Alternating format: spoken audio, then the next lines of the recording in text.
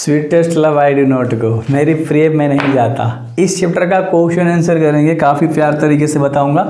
एक एक question answer का हिंदी अच्छे से समझाऊंगा भाई, देखना। हाँ, बिल्कुल फील आएगा, बिल्कुल स्वाद आ जाएगा पढ़ाई में कि हाँ भाई इंग्लिश में मज़ा आ रहा है। अब तो सारी चीज़ें करो, प्लेलिस्ट बना दिया है। Why does the poet want to go away from his beloved, यानी कि कवि अपनी प्रेमिका से दूर क्यों जाना चाहता है। कह रहे हैं ना कि वाई डज, क्यों, poet want to go away, यानी कि दूर क्यों जाना चाहता है, किससे, फ्रॉम हिज बिलव्ड, अपनी प्रेमिका से। तो दूर क्यों जाना चाहता है।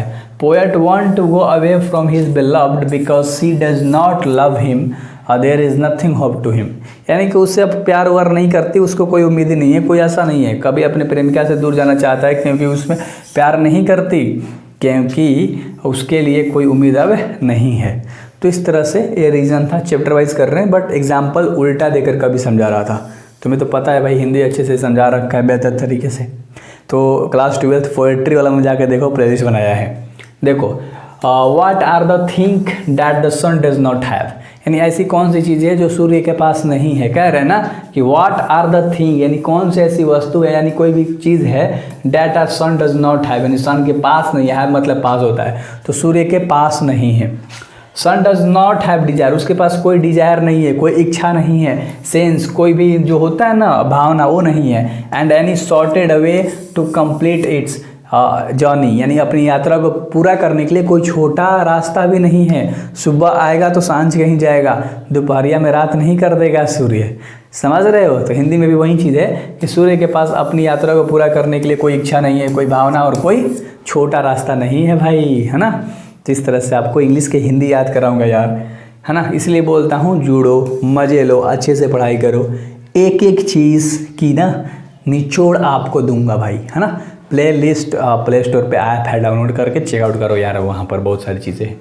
What will make the speaker journey speedier, यानी कि जो स्पीकर है, जो वक्ता है तुम्हारा चैप्टर में, उसकी यात्रा को तेज कर देता है। क्या कर देता है तेज, देखो, more wings and motive will make the speaker speedier, है ना। यानी कि अधिक पंख उसके पास, मान लो बोलता है कि मेरे पंख हैं मान लो, और मैं अपनी पंख की मदद से मैं अपनी जर्नी को बहुत तेज़ी से बहुत जल्दी पूरा कर लूँगा। मैं अपनी प्रिय को बोल रहा है कि देख प्रिय, मैं अपनी जर्नी को बहुत अच्छे से पूरा कर दूंगा।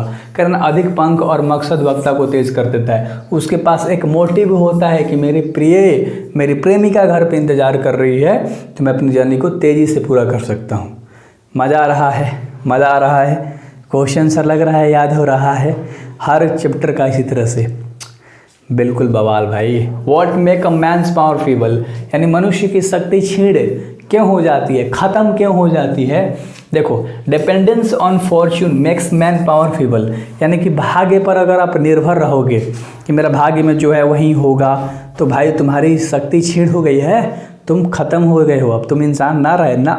कह रहे हैं ना कि डिपेंडेंस ऑन फॉर्च्यून, अगर तुम अपने भाग्य पर निर्भर रह गए, मैक्स मैन पावर फीबल, तो तुम्हारी जो शक्ति है दुर्बलता में बदल जाएगी, क्षीण हो जाएगी, याद रखना। मज़ा आ रहा है, चलो, याद हो रहा है, याद हो रहा है, लाडली लोग, याद हो रहा है, बताओ। चलो अगला सवाल है 5 नंबर का।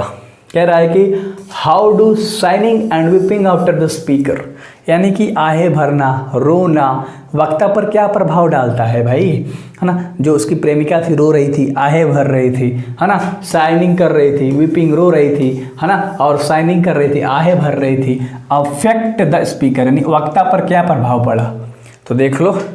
Signing off his beloved take the speaker soul away and her weeping decay his blood, तो जब वो आहे भर रही थी, जब वो रो रही थी, सिसकियाँ ले रही थी, तो जो वक्ता था, जो स्पीकर था, जो लेखक था, उसका खून जो था सड़ रहा था, मतलब यहाँ से उसका आवाज़ आ रहा था, ये भी अंदर से तड़प रहा था लेकिन बता नहीं रहा था।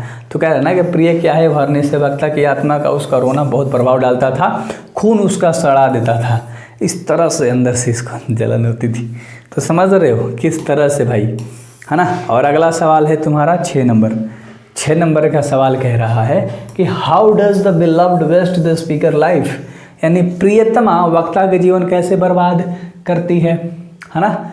जो प्रेमिका थी वो लड़के के जीवन कैसे बर्बाद करती है भाई। The beloved waste the speaker life by rejecting his love, उसके प्यार को अस्वीकार करके भाई उसको बर्बाद करती है ना। तो चैप्टर के अकॉर्डिंग कर रहे हैं भाई, है ना, रियल लाइफ में मत चले जाना। तुम सब ऐसा होता भी है शायद, है ना। चलो, in what way will the lover remain United, यानी किस तरह प्रेमी एक रहेंगे। सवाल कह रहा है कि दो प्रेमी एक कैसे रह सकते हैं। तो lover who lived in each other, अगर वो एक दूसरे में रहेंगे, विल रिमेन्स यूनाइटेड, है ना, यानी कि एकजुट होकर रहेंगे, तो कभी अलग नहीं होंगे, एक दूसरे के अंदर रहेंगे। क्लियर है। हिंदी में भी आप पढ़ सकते हो, मैं हिंदी नहीं पढ़ता है, ठीक है। चलो क्वेश्चन आंसर खत्म हो गया। तो समरी तो कराया ही है पहले, कोई दिक्कत है, मज़े से करो ना भाई प्लेलिस्ट में जाके।